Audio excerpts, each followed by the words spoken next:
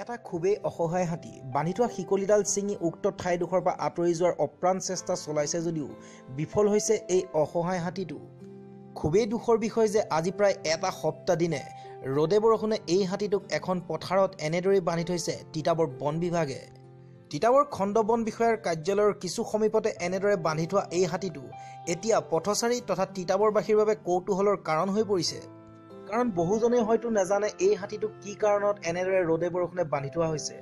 প্ৰত্যক্ষদৰ্শীৰ পৰা জানিব পৰা মতে পৰ্যাপ্ত পৰিমাণৰ খাদ্যও যোগান ধৰা নাই এই হাতীটো। পৰ্যাপ্ত পৰিমাণৰ খাদ্য পাই আছে বুলি আপোনালোকে ভাবেনে? নাই, কোনো কাৰণত এইটো সম্ভৱ নহয়।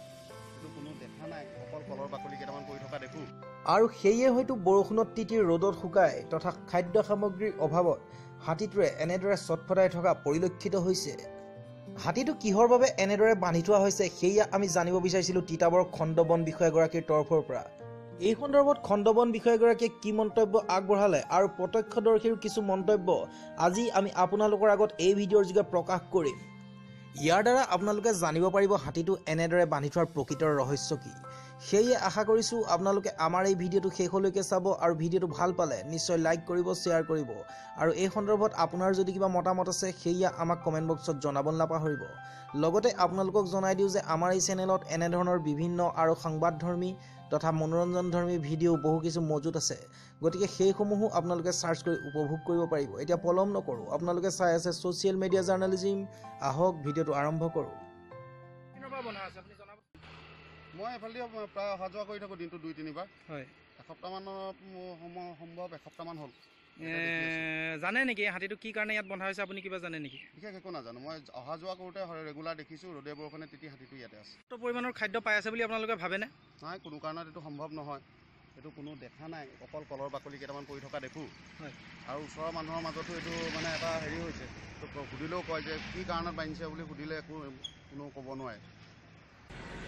এয়া আছিল প্ৰত্যক্ষদৰ্শীৰ মন্তব্য। এতিয়া আহোঁ তিতাবৰ খণ্ড বন বিষয়াৰ কাৰ্যালয়লৈ। চাওঁ আহক হাতীটোৰ সন্দৰ্ভত কি ক'লে খণ্ড বন বিষয়াগৰাকীয়ে। বান্ধি ৰখা আমাৰ পৰিলক্ষিত হৈছে, এই হাতীটোৰ বিষয়ে অলপ জনাবচোন।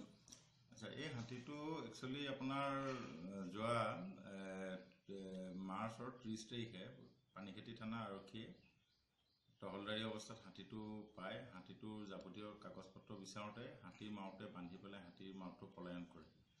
তাৰপিছতে মোক পানীখেতি থানা আৰক্ষীয়ে ফোনযোগে অৱগত কৰে আৰু মই তাত গৈ হাতীটোৰ নথি পত্ৰ চাওঁ, কিন্তু হাতীৰ মালিক শ্ৰী উমা বৰুৱা আপোনাৰ শিৱসাগৰ বেতবাৰী নিবাসী, তেখেতৰে হাতী বুলি দাবী কৰে। আৰু তেখেতে জনোৱা মতে মাক আৰু পিতেকক আজি প্ৰায় 10 মাহৰ আগতে নগা উগ্ৰপন্থীয়ে হাতীটো ধৰি নাগালেণ্ডত তেখেতলোকে কব্জা কৰি ৰাখি থয়।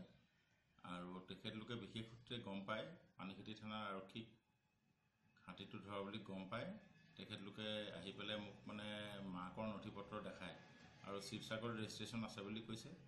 আৰু সেই হাতীটো মই পুলিচে মোক গতাই দিয়াৰ পিছত মই আনি মোৰ নিজৰ কাষ্টডিত ৰাখোঁ। আৰু এতিয়া বৰ্তমান আমাৰ ডিএফও মহোদয় বাইদেৱে শিৱসাগৰ ডিএফও অফিচত যোগাযোগ ৰাখিছে আৰু কাগজ পত্ৰ নথি পত্ৰ ভেৰিফাই কৰাৰ পিছত আইডেণ্টিফাই হ'লে আমি হাতীটো মালিকক চমজাই দিম। হাতীটোৰ বয়স কিমানমান হৈছে? এই হাতীটোৰ বয়স এতিয়া বৰ্তমান 19 বছৰ ৰানিং। ইয়াত ৰখা কিমান দিন হ'ল আপোনাৰ? ইয়াত ৰখা মই আপোনাৰ 30 তাৰিখৰ পৰা আজিতো 6 তাৰিখ হ'ল, এইকেইদিন মই ইয়াতে ৰাখি থৈছোঁ।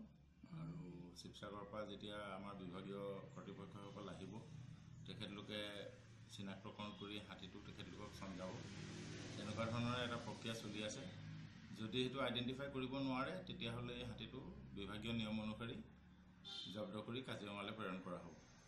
যিহেতু হাতীটো ৰ'দে বৰষুণে আছে, এটা হাতী এনেকৈ থকাটো আপোনালোকৰ বন বিভাগৰ মতে এইটো কিমান দূৰ গ্ৰহণযোগ্য? এইটো একচুৱেলি ইয়াত মোৰ হাতী তেনেকৈ ৰখাৰ কোনো মানে জেগা নাই যদিও ধৰক মই এতিয়া যিখিনি ছাইডত যিমানখিনি পাৰোঁ ছেফ ছাইড জেগাতে ৰাখিছোঁ আৰু মোৰ তেনেকৈ ৰখাৰ ইয়াত কোনো ব্যৱস্থা নাই। সেইহেতুকে মই তাতে নদীৰ কিনাৰতে ছাঁ জেগাত যিমানখিনি পাৰোঁ ছেফটি এৰিয়াতে ৰাখিছোঁ। আপোনাৰ মতে হাতীটো পৰ্যাপ্ত হাতীটো থাকিবলগীয়া এলেকাতে আছেনে, নে তেওঁৰ অলপ তাত থকাত অসুবিধা হৈছে হাতীটোৰ? হাতীটো একচুৱেলি ৰাখিব গ'লেতো তেখেতলোকৰ হাতীখিনিতো আপোনাৰ ধৰক হাতীটো আপোনাৰ ধৰক ছাঁহৰো প্ৰয়োজন, খোৱা বোৱা যিমানখিনি পাৰোঁ মই ভেটেনেৰি ডক্টৰৰ লগতো যোগাযোগ কৰি তেখেতেও পৰীক্ষা নিৰীক্ষা কৰি আছে। তো তেনেকৈ মই যিমানখিনি পাৰোঁ আলপৈচান ধৰি ৰাখিছোঁ আৰু হাতীটো। ওচৰৰ ৰাইজৰ পৰা প্ৰত্যক্ষদৰ্শীৰ আমি জানিব পাৰিছোঁ খোৱা বোৱাখিনি হাতীটোৱে পৰ্যাপ্ত পৰিমাণৰ পোৱা নাই। এই সন্দৰ্ভত আপুনি কি ক'ব? এতিয়া যেনেকৈ মই যি পাৰোঁ আৰু কলগছেই হওক বা কলেই হওক সকলোখিনি তেখেতলোকৰ মালিকো আছে আৰু মাওতো আছে তেখেতলোকে সেইখিনি ব্যৱস্থা গ্ৰহণ কৰিছে আৰু মই যিমানখিনি পাৰোঁ সহায় সাৰথি কৰি দিছোঁ। বৰ্তমান বন বিভাগৰ হস্তক্ষেপত আছে হাতীটো? হয়। গতিকে ইয়াৰ দ্বাৰা আপোনালোকে হাতীটোৰ সন্দৰ্ভত কিছু তথ্য জানিব পাৰিলে। যিহেতু হাতীটো বৰ্তমান বন বিভাগৰ জিম্মাত আছে, তেনেস্থলত খুদ বন বিভাগে এটা বন্যপ্ৰাণীক এনেদৰে ৰ'দে বৰষুণে ৰাখি পৰ্যাপ্ত পৰিমাণৰ খাদ্য নিদিয়াকৈ ৰখাটো সাধাৰণভাৱে ল'ব পৰা নাই সচেতন মহলে। এই ক্ষেত্ৰত আপোনাৰো যদি কিবা মতামত আছে তেন্তে অনুগ্ৰহ কৰি আমাক কমেণ্ট বক্সত নিশ্চয় জনাব। প্ৰিয় দৰ্শকসকল, যিহেতু ৰঙালী বিহু সমাগত, সেয়ে সমূহ তিতাবৰবাসী তথা আপোনালোক সকলোলৈকে ৰঙালী বিহুৰ আন্তৰিক শুভেচ্ছা জ্ঞাপন কৰিছে তিতাবৰৰ একমাত্ৰ 3 মহলযুক্ত শ্বপিং মল প্ৰভিন্সে। ৰঙালী বিহু উপলক্ষে প্ৰভিন্সে আপোনালোকলৈ লৈ আহিছে সাজ পোছাকৰ এক বিশেষ কালেকশ্যন।